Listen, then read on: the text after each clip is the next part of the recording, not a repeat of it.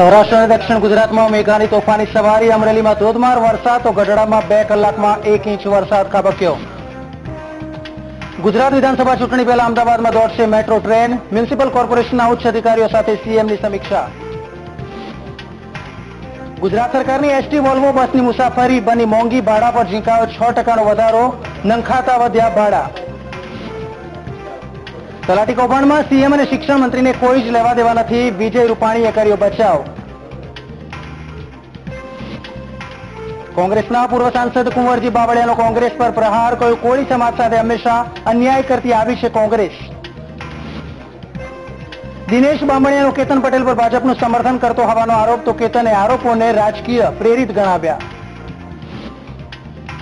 ગઢડામાં દીપડાની હત્યા મામલે 7 શખ્સો સામે ફરિયાદ. વન વિભાગે ફરિયાદ નોંધાવતા આરોપીઓને પકડવા ચક્રો ગતિમાન. અમદાવાદમાં રથયાત્રા રૂટને અપાયા 19 ડાયવર્ઝન. સમગ્ર રૂટને 9 સેક્ટરમાં વહેંચાયો. તો 890 પોલીસ કર્મીઓ રહેશે ખડે પગે.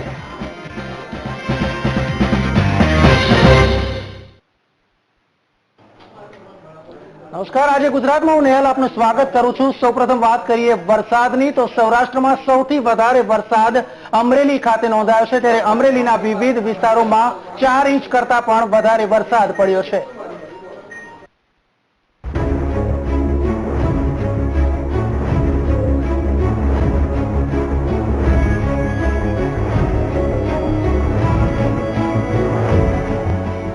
એક તરફ ઉત્તર અને મધ્ય ગુજરાતમાં મેઘરાજાએ ધીમી ધારે એન્ટ્રી શરૂ કરી છે, તો બીજી બાજુ સૌરાષ્ટ્રમાં સાંબેલાધાર વરસાદને કારણે રસ્તાઓ પર કેડસમાં પાણી ફરી વળ્યા છે.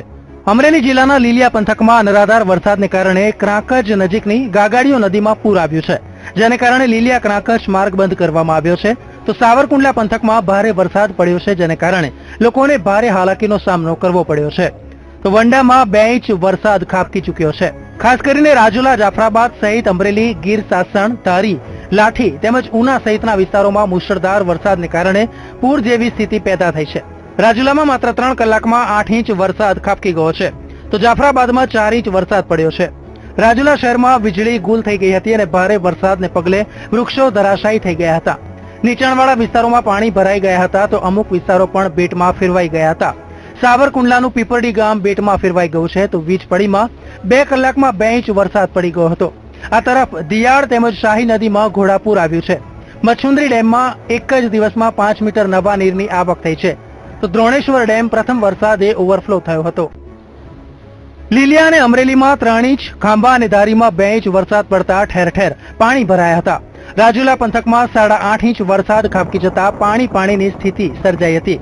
બાબરા અને લાઠીમાં 5 ઇંચ તેમજ જાફરાબાદમાં 5.5 ઇંચ વરસાદ ખાબક્યો હતો. આ ઉપરાંત લીલિયા અને અમરેલીમાં 3 ઇંચ, ખાંભા અને ધારીમાં 2 ઇંચ, બગસરા અને સાવરકુંડલામાં 1.25 ઇંચ વરસાદ વરસી ચૂક્યો હતો. પાછલા એક સપ્તાહ સુધીમાં અમરેલીમાં ધીમી ધારે વરસાદ વરસ્યો હતો. જોકે છેલ્લા 24 કલાકમાં વરસેલા વરસાદે ચારે તરફ પાણી કરી દીધું છે. ત્યારે આગામી 24 કલાક સુધી હવામાન વિભાગે ભારે વરસાદની આગાહીને પગલે ઇમરજન્સી બેઠક બોલાવીને તાલુકા મથકના તમામ અધિકારીઓને હેડક્વાર્ટર ન છોડવા સૂચના આપી દીધી છે. અમરેલી જિલ્લામાં છેલ્લા 24 કલાકમાં અવિરત વરસાદ વરસી રહ્યો છે, ત્યારે તંત્ર પણ સજ્જ થઈ ગયું છે. ગત વર્ષની જેમ આ વર્ષે પણ સ્થિતિ ના સર્જાય તે માટે તંત્ર સજ્જ થઈને તાલુકા લેવલના જે અધિકારીઓ છે તેમની રજા પણ કેન્સલ કરી દેવામાં આવે છે અને તેમને સ્ટેન્ડ બાય રાખવામાં આવ્યા છે. Ketan Bagada, VTV news, Amreli. અમરેલી બાદ આગળ વાત કરવામાં આવે તો આ તરફ દક્ષિણ ગુજરાતમાં મહત્વના શહેરો તેવા સુરત તેમજ વલસાડ ખાતે પણ ખૂબ જ મોટી માત્રામાં વરસાદ પડ્યો છે. ચોમાસાની પ્રારંભથી જ્યારે મેઘરાજાએ કૃપા વરસાવી છે, ત્યારે વલસાડ જિલ્લામાં મેઘમહેર અવિરત છે. 2 દિવસથી શરૂ થયેલા વરસાદથી તમામ તાલુકાઓમાં શ્રીકાર વરસાદ પડી રહ્યો છે. ત્યારે સુરત જિલ્લામાં મોડી રાત્રિ સાર્વત્રિક વરસાદ વરસી રહ્યો છે. ધોધમાર વરસાદને પગલે જાહેર માર્ગો પર ઠેર ઠેર પાણી ભરાયા હતા. તો આ તરફ ભાવનગરની જો વાત કરીએ તો ગારિયાધારમાં મુશળધાર વરસાદ વરસ્યો હતો. ત્યારે સ્થાનિકોમાં પણ ખુશીનો માહોલ જોવા મળ્યો હતો. ઘણી જગ્યાએ પાણી ભરાયા હતા. ત્યારે તાપી જિલ્લામાં આ વખતે મેઘરાજાએ મોડે પણ પધરામણી કરી છે. ત્યારે સવારથી જ શરૂ થયેલા વરસાદની જો વાત કરીએ તો સરેરાશ 225 મિલીમીટર જેટલો વરસાદ વરસ્યો હતો. ગુજરાતની જેમ દક્ષિણ ગુજરાતમાં પણ ગઈ રાતથી જ મેઘો મહેરબાન થયો છે. તો વલસાડ જિલ્લાની વાત કરીએ તો વલસાડ જિલ્લામાં પણ ગઈ રાતથી પડેલો વરસાદ હજી પણ અવિરત વરસી રહ્યો છે. વાહન વ્યવહારને પણ ખૂબ અસર થઈ છે અને જેને લઈને લોકો હાડમારી ભોગવી રહ્યા છે. આંકડાની વાત કરીએ તો વલસાડ જિલ્લામાં તમામ જિલ્લાઓમાં 5 થી 6 ઇંચ જેટલો વરસાદ ખાબકી ચૂક્યો છે અને હજી અવિરત વરસી રહ્યો છે. ત્યારે આ મેઘો કેટલો મહેરબાન થાય છે તે જોઈ રહ્યું. માનવ ઠાકોર, VTV ન્યૂઝ, વાપી. બિલકુલ આગળ વાત જો વાપીની કરવામાં આવે તો વલસાડના તિથલ દરિયા કિનારે ભારે કરંટ જોવા મળ્યો હતો અને મોટી ભરતીને કારણે દરિયા કિનારે 10 થી 12 ફૂટ મહાકાય મોજા ઉછળ્યા હતા. ત્યારે દરિયાનો આ નજારો જોવા માટે મોટી સંખ્યામાં પ્રવાસીઓ તેમજ વલસાડવાસીઓ ઉમટી પડ્યા હતા. ભરતીના સમયે જે પ્રકારે તંત્રની વ્યવસ્થા હોવી જોઈએ તે જોવા ન મળી હતી ત્યારે તંત્રની ઉદાસીનતા સામે આવી હતી. તો ભરતીના સમયે લોકોને અમુક અંતરથી દરિયામાં આગળ ન જવા દેવા જોઈએ, કારણ કે ભૂતકાળમાં દરિયામાં ખેંચાઈને ડૂબી જવાના પણ કિસ્સા બન્યા છે. ત્યારે તંત્ર દ્વારા માત્ર સૂચના દર્શાવતા બોર્ડ મૂકીને જ કામગીરી બજાવતા હોય તેમ લાગી રહ્યું છે. દરિયા કિનારે અમે મજા માણવા આવ્યા છીએ અને જોઈએ તો પહેલી ભરતી જોઈએ છે તો 12 થી 15 ફૂટ ઊંચા મોજા ઉછળી રહ્યા છે અને મજા આવી રહી છે. અહીં થોડું સુરક્ષાની કમી છે, પરંતુ છે હજી દોરડાને એવું બાંધેલું છે એટલે કોઈ નીચે નથી જતું, પણ મજા આવી રહી છે. હવે વાત કરીએ ભાવનગરની, તો ભાવનગર જિલ્લા સહિત શહેરમાં સતત બીજા દિવસે પણ મેઘ સવારી યથાવત રહી છે. રવિવારે બપોરે ભાવનગર શહેર સહિત અન્ય તાલુકાઓમાં ધોધમાર વરસાદ પડ્યો હતો, જેને પગલે શહેરના માર્ગો તેમજ નીચાણવાળા વિસ્તારોમાં પાણી ભરાઈ ગયા હતા. તો જિલ્લામાં સરેરાશ 1.5 થી 2 ઇંચ જેટલો વરસાદ ખાબકી ગયો હતો.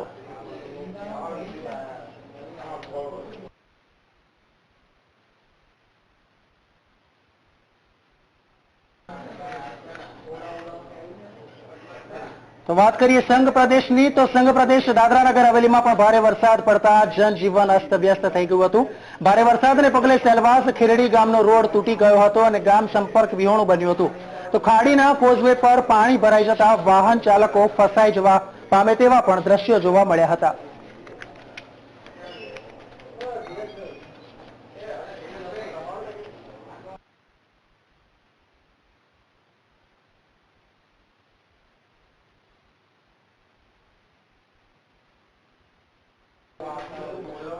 રાજ્ય સરકારે એક મહત્વપૂર્ણ નિર્ણય લીધો હોય તે પ્રમાણે તેઓ જણાવે છે કે વિધાનસભાની ચૂંટણી આવે તે પહેલા જ મેટ્રો છે તે અમદાવાદ શહેરમાં દોડતી થઈ જશે. અને તેની જો વાત કરીએ તો ડિસેમ્બર 2017 સુધીમાં વિધાનસભાની સામાન્ય ચૂંટણી યોજાય તે પહેલા જ મેગા સિટી અમદાવાદમાં વસ્ત્રાલ ગામથી એપરલ પાર્ક સુધીનો 6.5 કિલોમીટરનો જે પટ્ટો છે ત્યાં પ્રથમ તબક્કે મેટ્રો ટ્રેન દોડતી થઈ જશે. આ પ્રોજેક્ટની કામગીરી અંગે મુખ્યમંત્રી આનંદીબેન પટેલે સમીક્ષા આયોજી હતી. ત્યારે શહેરી વિકાસ વિભાગમાં નવા આવેલા અગ્ર સચિવ પૂનમચંદ પરમારને તેમજ એએમસીમાં નવા આવેલા કમિશનર મુકેશ કુમારને મેટ્રો ટ્રેન પ્રોજેક્ટની કામગીરી અંગે વિસ્તૃત જાણકારી આપવા માટે આ બેઠક યોજવામાં આવી હતી. તો એપીએમસીથી શ્રેયસ સુધીનો 4 સ્ટેશનો બનાવવાની જે કામગીરી અત્યારે ચાલે છે તેમાં 6.5 કિલોમીટરનો અંડરગ્રાઉન્ડ ટ્રેક પણ બનાવવામાં આવશે.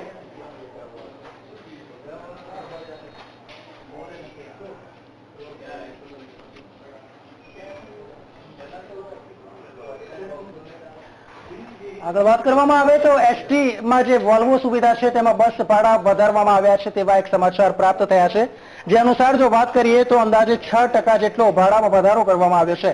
રાજ્યના વાહન વ્યવહાર મંત્રી વિજય રૂપાણીના જણાવ્યા અનુસાર કેન્દ્ર સરકાર દ્વારા જે સેવાઓ પર સેસ નાખવામાં આવ્યો છે તે અંતર્ગત વોલ્વો બસ સેવાના ભાડામાં આ વધારો આજથી જ લાગુ કરી દેવામાં આવ્યો છે. તો રાજ્યની અન્ય જે એસટી બસ સેવા છે તેમાં કોઈ જ ફરક નહીં પડે.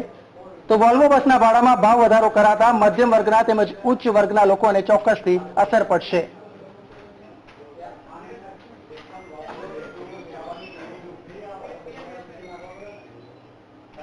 અમદાવાદ તેમજ સુરત શહેરની જો વાત કરીએ તો ત્યાં ટોરેન્ટ પાવર દ્વારા એટલે કે ખાનગી કંપની દ્વારા વીજળી પૂરી પાડવામાં આવે છે. ત્યારે જે ગ્રાહકો છે તેને લઈને એક સારા સમાચાર આવ્યા છે. તેની જો વાત કરવામાં આવે તો છેલ્લા કેટલાક મહિનાઓથી ટોરેન્ટ પાવરના ભાવમાં થઈ રહેલા વધારાને લઈને જે મહત્વનો ચુકાદો આપવામાં આવ્યો છે તેની વાત કરીએ તો ટોરેન્ટની વીજળી હવે યુનિટ દીઠ 45 પૈસા જેટલી સસ્તી થઈ ગઈ છે. તો જર્કના ચુકાદાથી અમદાવાદીઓની સાથે સાથે સુરતવાસીઓને પણ ફાયદો થશે. ત્યારે લોકોએ યુનિટ દીઠ 3.20 ચૂકવવા પડતા હતા, ત્યારે હવે યુનિટ દીઠ ₹2.75 ચૂકવવાના રહેશે. મહત્વની વાત એ છે કે ટોરેન્ટ પાવરને યુનિટ દીઠ 45 પૈસા રેગ્યુલેટરી ચાર્જ મામલે રાજ્ય સરકાર, જીસીસીઆઈ તેમજ અન્ય પક્ષકારોએ અપીલ કરીને તેની સમીક્ષા કરવાની માંગ કરી હતી.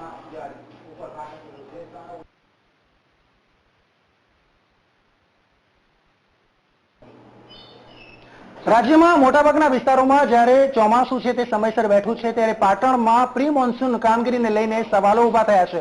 તેની જો વાત કરવામાં આવે તો પાટણમાં પાણીના નિકાલ માટે પર્યાપ્ત સુવિધા તેમજ ભૂગર્ભ ગટરની યોજનાનો લાભ ન મળતા સ્થાનિકોમાં રોષ ભભૂકી ઉઠ્યો છે. ઉલ્લેખનીય છે કે તેને કારણે તેમને હાલાકી સહન કરવાનો વારો આવ્યો છે. ત્યારે આ તરફ નર્મદાના ગરુડેશ્વરના માથાવાડી ગામે પ્રાથમિક સુવિધાના અભાવે લોકો મુશ્કેલીમાં મુકાયા છે. 700 થી વધુની વસ્તી ધરાવતા હોવા છતાં મુખ્ય માર્ગના અભાવને કારણે ગામ લોકોને હાલાકી ભોગવવી પડે છે. તો પોરબંદરમાં મોંઘવારીને લઈને કોંગ્રેસ દ્વારા અનોખો વિરોધ કરવામાં આવ્યો છે. 60 થી 80 રૂપિયા કિલો મળતા ટામેટાને કોંગ્રેસના કાર્યકરોએ માત્ર 20 રૂપિયે કિલો વેચીને વિરોધ પ્રગટ કર્યો હતો.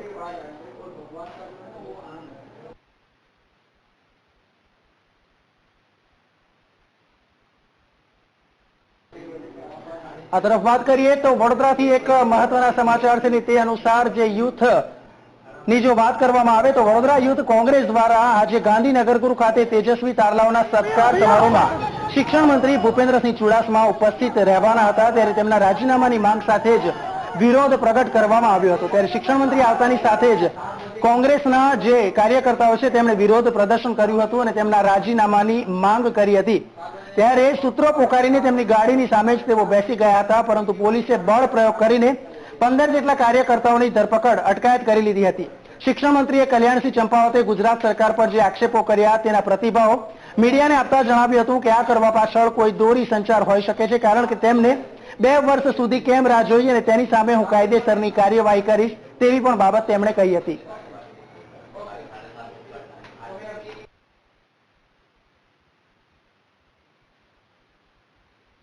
એક પણ આક્ષેપ સાચો નથી.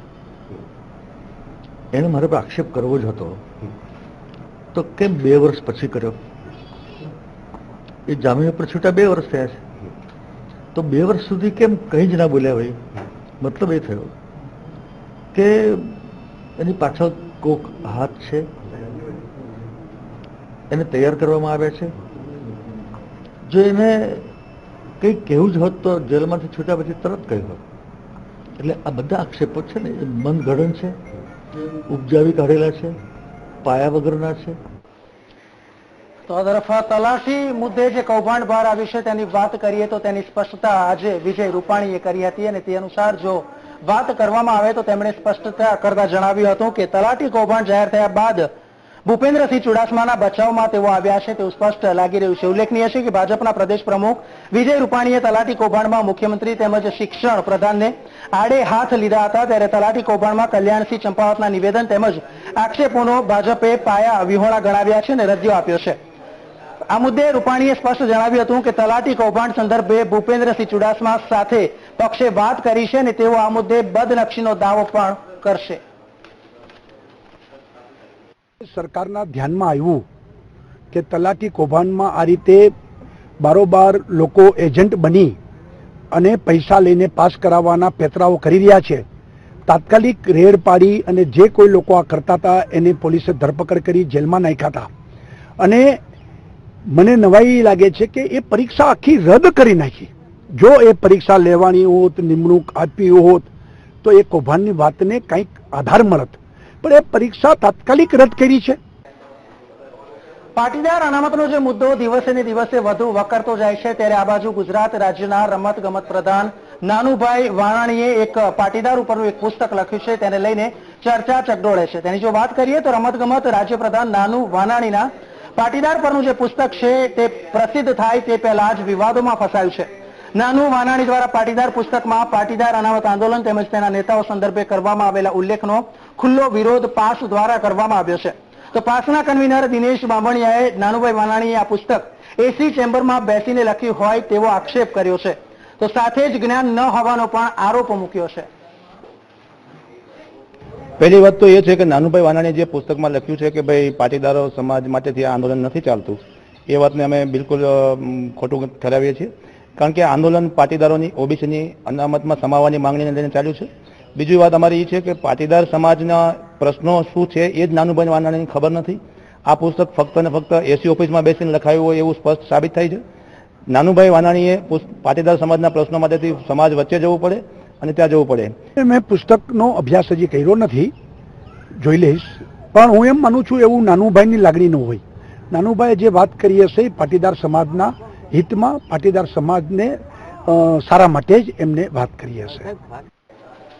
તો આ તરફ જો વાત કરવામાં આવે તો પાસના અગ્રણી નેતા તેવા દિનેશ બાંભણિયા તેમજ કેતન પટેલ વચ્ચેનો જે વિવાદ છે તે વધુ ને વધુ વકરતો જાય છે. તે અનુસાર જો વાત કરવામાં આવે તો અનામત આંદોલન સમિતિની કોર કમિટીમાં રાજકીય મદદને લઈને સર્જાયેલા ઘમાસાણ વચ્ચે પાસના કન્વીનર દિનેશ બાંભણિયાએ તેમના સાથીદાર કેતન પટેલને પરોક્ષ રીતે ભાજપનું સમર્થન હોવાનો ઇશારો કર્યો હતો.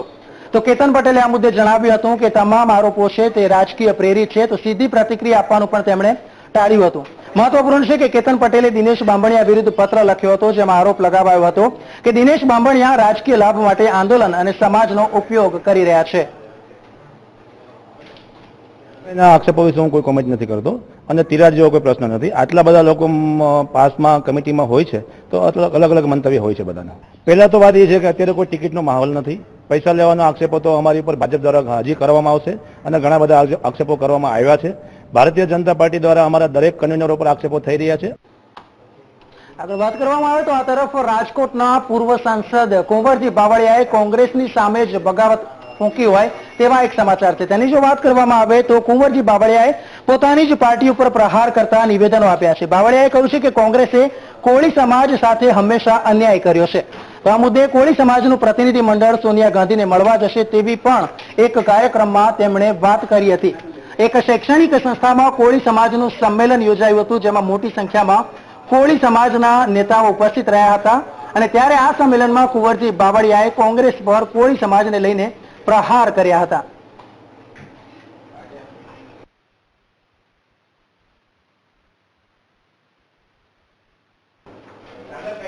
આ તરફ વાત કરીએ તો પાટણથી અલ્પેશ ઠાકોરને લઈને એક સમાચાર છે ને તેની જો વાત કરવામાં આવે તો પાટણના વારાઈ ખાતે ક્ષત્રિય ઠાકોર સેનાના અધ્યક્ષ અલ્પેશ ઠાકોરની વ્યસન મુક્તિ મહાસભા અંતર્ગત જાહેર સભા યોજવામાં આવી હતી, જ્યાં મોટી સંખ્યામાં હાજર ઠાકોર સમાજને સંબોધતા અલ્પેશ ઠાકોરે જણાવ્યું હતું કે રાજ્યમાં સૌથી વધુ વસ્તી ધરાવતો સમાજ એટલે ઠાકોર સમાજ. ત્યારે આવનારા દિવસોમાં ઠાકોર સમાજના દીકરા કે દીકરીને રાજ્યના મુખ્યમંત્રી બનવા જોવાશે તેઓએ વર્તમાન રાજનેતાઓ તેમાં પણ ઠાકોર સમાજના નેતાઓ સામે નિશાન સાધ્યું હતું અને અજાણ્યું હતું કે સમાજનો જે રીતે વિકાસ રૂંધાઈ રહ્યો છે તેની પાછળ કેટલાક બની બેઠેલા ઠાકોર ધારાસભ્યો છે. ઠાકોર સમાજની વસ્તીની વાત કરીએ તો 20 લાખની જનમેદની સાથે વર્ષ 2017ના ફેબ્રુઆરીના બજેટમાં વિધાનસભાનો ઘેરાવો કરીને સરકારને તેમજ વિપક્ષને વ્યસન મુક્તિ માટે અલ્ટિમેટમ પણ આપવામાં આવ્યું છે. સરકાર વિપક્ષ તમામને એક અલ્ટિમેટમ આપીએ છીએ આપણે કે સર્વપક્ષીય બેઠક બોલાવો અને વિધાનસભાના બજેટ સત્રની અંદર ફેબ્રુઆરીની અંદર એક એવો કડક કાયદો બનાવો કે દારૂ વેચેને 10 વર્ષની સજા અને દારૂ પીવે એને 2 વર્ષની સજા. સમાચારમાં આગળ વાત કરવામાં આવે તો એક બાજુ 2017ની વિધાનસભાની ચૂંટણી નજીક આવી રહી છે, ત્યારે ભારતીય જનતા પાર્ટી છે તેની મથામણમાં લાગી ગઈ છે. તે અનુસાર જો વાત કરીએ તો કઈ રીતે 2017ની ચૂંટણી જીતવી તેની કવાયત ભાજપે શરૂ કરી દીધી છે.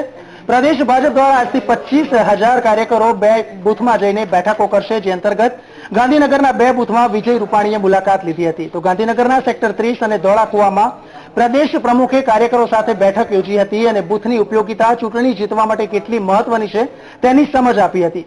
ત્યારે આગામી 6 જુલાઈ પહેલા રાજ્યમાં 5 લાખ બૂથ કાર્યકરોની ફોજ તૈયાર કરવામાં આવશે. તો બૂથમાં 48,000 બૂથમાં વર્ષમાં 6 વખત જવું, બૂથ કમિટીની મિટિંગ કરવી, જ્યાં બૂથ કમિટી ન હોય ને નવી કમિટી બનાવી, એમ 48,000 બૂથમાં 5 લાખ કાર્યકર્તાઓ સક્રિય બને એ માટેનું અભિયાન છે અને એ આજથી પ્રારંભ થઈ રહ્યો છે. 6 જુલાઈ શ્યામાપ્રસાદ મુખર્જીનો જન્મદિવસ છે, એટલે 3, 4, 5, 6 4 દિવસ ગુજરાતના 25,000 કાર્યકર્તાઓ, એક કાર્યકર્તા 2 બૂથમાં જશે.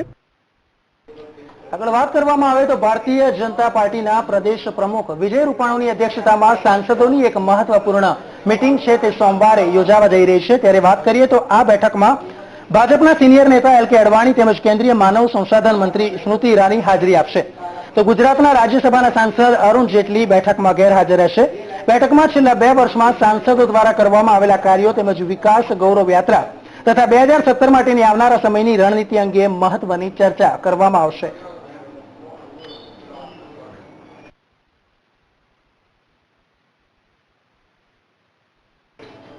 તરફ વાત કરીએ તો અમદાવાદમાં પીરાણા ખાતે એક અકસ્માતની ઘટના બની હતી અને તેમની જો વાત કરવામાં આવે તો પીરાણા ખાતે ચિરીપાલ ગ્રુપની જે કંપની છે તેમાં આગ લાગી હતી. આ સમાચારની જો વાત કરીએ તો પીરાણામાં ચિરીપાલ કંપનીમાં દિવાલ ધરાશાયી થતા જ કર્મચારીઓમાં નાસભાગ મચી ગઈ હતી. ત્યારે દિવાલ ધરાશાયી થવાની ઘટનામાં એક વ્યક્તિ દટાઈ ગઈ હતી.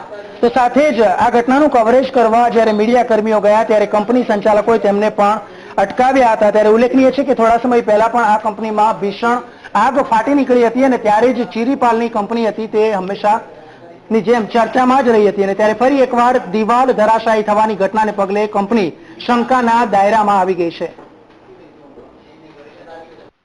અમદાવાદ પીરાણામાં આવેલ નંદન ડેનિમ નામની ફેક્ટરીમાં એક દિવાલ પડવાની ઘટના સામે આવી હતી. આ ઘટનાની અંદર એક મજૂર જે ત્યાં કામ કરી રહ્યો હતો તે ત્યાં દિવાલ પડવાથી દટાઈ ગયો હતો. ફાયર બ્રિગેડની ટીમને આ ઘટનાની જાણ થતાં ઘટના સ્થળે દોડી આવી હતી અને જે વ્યક્તિ આ અંદર દટાયેલો હતો તેને તાત્કાલિક ધોરણે બહાર કાઢી સારવાર માટે મોકલી આપવામાં આવ્યો છે. પરંતુ આ જે નંદન ડેનિમ જે ફેક્ટરી છે તે ચિરીપાલ ગ્રુપની છે. અવારનવાર જે ચિરીપાલ ગ્રુપ છે તે આ વિવાદોમાં સપડાયેલું છે. આજનો જે આ બનાવ બનવાથી આજે બી મીડિયાને આ સમગ્ર બનાવથી દૂર રાખવામાં આવ્યું છે. અગાઉ જ્યારે 2 વાર જે મોટી 2 આગના બનાવ બન્યા હતા તે આ જ ફેક્ટરીમાં બન્યા હતા. એ વખતે બી મીડિયાને આ સમગ્ર ઘટનાથી દૂર રાખવાની કોશિશ કરવામાં આવી હતી. એટલે ક્યાંક ને ક્યાંક જે આ વસ્તુ દેખાડી રહ્યું છે કે આમાં ક્યાંક આ ચિરીપાલ ગ્રુપની ક્યાંક ભૂલ દેખાઈ રહી છે. કંઈક આનું જે બેદરકારી છે તે સામે આવી રહ્યું છે. તેથી તે મીડિયાને બી આ સમગ્ર ઘટનાથી દૂર રાખવાની કોશિશ કર્યા છે. હવે આગામી સમયમાં આની ઉપર કયા પ્રકારના એક્શન લેવાશે એ જોવાનું રહેશે. કેમેરામેન અભિષેક પંચાલ સાથે મયુર મેવાડા, વીટીવી ન્યૂઝ, અમદાવાદ. તરફ વાત કરીએ રાજકોટની તો રાજકોટમાં એક લિફ્ટ છે તે 3જા માળેથી પડી જવાની ઘટના બની છે અને તેને કારણે પણ જે અકસ્માત થયો છે તેમાં કેટલાક લોકો ઈજાગ્રસ્ત થયા છે. આ ઘટનાની જો વાત કરવામાં આવે તો રાજકોટના મનહર પ્લોટમાં 3જા માળેથી લિફ્ટ પડી ગઈ ત્યારે તમામ ઈજાગ્રસ્તોને સારવાર માટે હોસ્પિટલમાં ખસેડવામાં આવ્યા. બીજી બાજુ વાત કરીએ ડાકોરની તો ડાકોરમાં કેનાલમાં ટેમ્પો પડી જતા 2ના મોત થયા છે. વડોદરાના ચાણોદમાં નર્મદા નદીમાં 2 વ્યક્તિઓના ડૂબી જવાથી મોત થયા છે. ત્યારે પરિવાર સાથે પિકનિક મનાવવા માટે તેઓ આવ્યા હતા અને તે દરમિયાન આ ઘટના બનવા પામી હતી.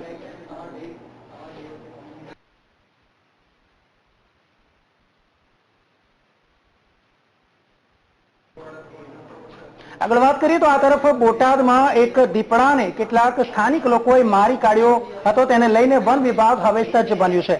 ઘટનાની વાત કરીએ તો બોટાદના ગઢડા તાલુકાના રોજમાળ ગામે દીપડાને મારી નાખનારા 7 શખ્સોની વિરુદ્ધમાં ફોરેસ્ટ વિભાગે ગુનો નોંધ્યો છે અને આરોપીઓને પકડી પાડવા તજવીજ હાથ ધરી છે.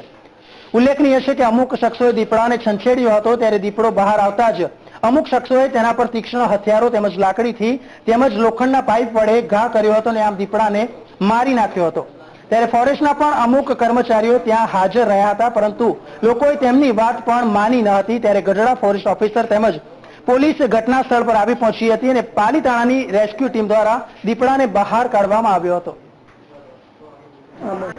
બોટાદ જિલ્લાના ગઢડા રેન્જના રોજમાળ ગામે દીપડાને મારી નાખવાના મામલે 7 જણ વિરુદ્ધ એફઆઈઆર દાખલ કરવામાં આવી છે અને કાયદેસરની કાર્યવાહી હાથ ધરવામાં આવેલી છે. રાજકોટમાં છેલ્લા કેટલાક સમયથી જે રીતે સ્ટોન કિલરે આતંક મચાવ્યો હતો તેને જ લઈને એક મહત્વપૂર્ણ સમાચારની જો વાત કરવામાં આવે તો રાજકોટ શહેરમાં એક યુવક અને 2 પ્રૌઢની પથ્થરના ઘા ઝીકીને ક્રૂર હત્યા કરનારો જે ગે સ્ટોન કિલર હતો તેની પોલીસે ધરપકડ કરી લીધી છે. રાજકોટ શહેર પોલીસને નાકે દમ લાવી દેનાર રાજકોટના વતની અને છેલ્લા 6 મહિનાથી જામનગર રહેતા બેડેશ્વર વિસ્તારમાં રહેતા હિતેશ રામાવતને ગઈકાલે રાજકોટ પોલીસે ઝડપી પાડ્યા હતા અને ત્યારબાદ ઇન્ટ્રોગેશન શરૂ કર્યું છે. ત્યારે રાજકોટના સ્ટોન કિલરને ઓળખ પરેડ માટે પણ લઈ જવાયો છે અને જે જગ્યાએ હત્યા કરી હતી તે જગ્યાએ પણ લઈ જવાયો હતો.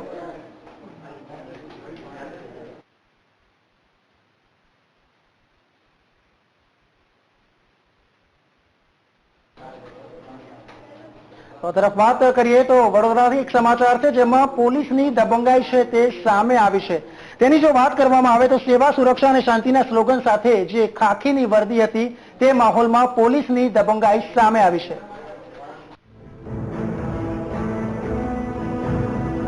વડોદરા જિલ્લાના સાવલી તાલુકામાં ભાદરવા પોલીસ મથક આવેલું છે.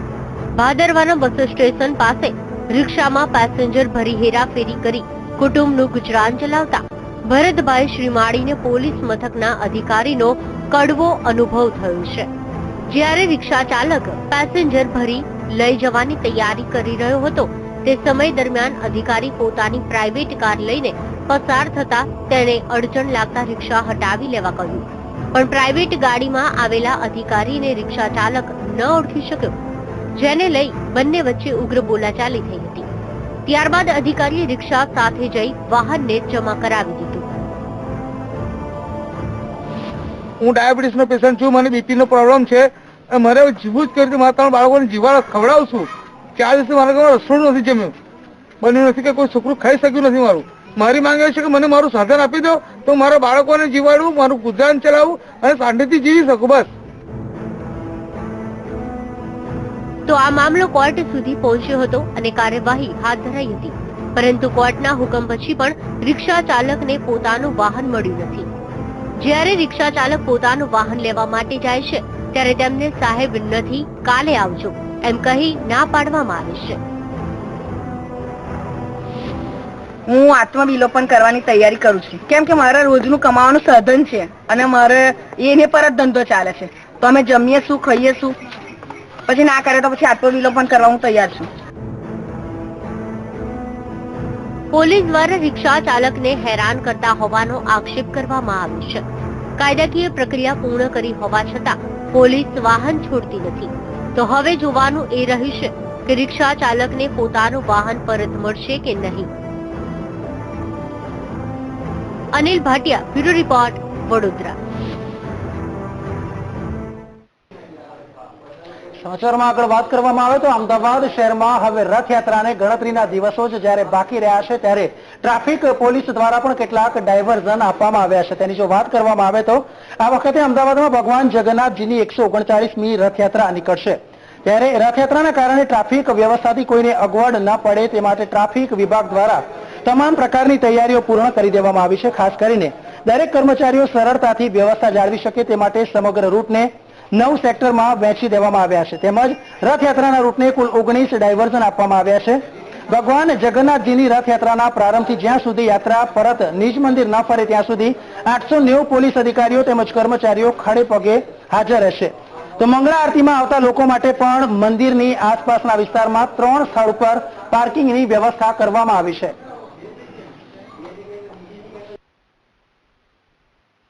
આશરે તમામ પોઈન્ટ ઉપરથી લગભગ 3-4 કલાકમાં રથયાત્રા પસાર થયા પછી પોઈન્ટનો ટ્રાફિક ખોલવામાં આવશે અને ફરી બંધ કરવામાં આવશે.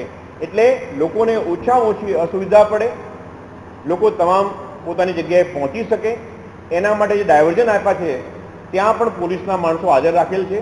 જે પોલીસના માણસો લોકોને એમના ગંતવ્યના સ્થળે પહોંચવા માટે કયો રસ્તો અનુકૂળ પડશે એની માહિતી પણ આપશે.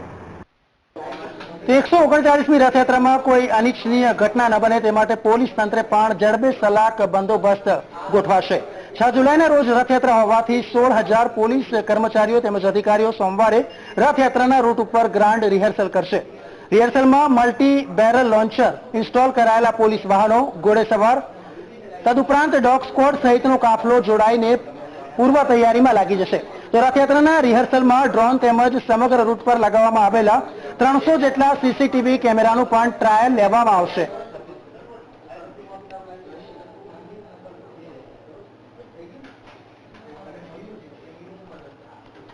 તો અમદાવાદમાં ખાસ કરીને કોમી એકતા મંચ દ્વારા જગન્નાથ મંદિરને ચાંદીનો રથ અર્પણ કરવામાં આવ્યો છે.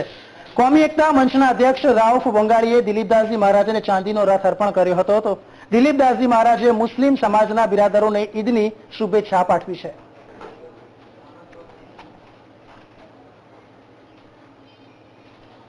તો આજે ગુજરાતમાં અત્યારે બસ આટલું જ. રજા આપશો. નમસ્કાર.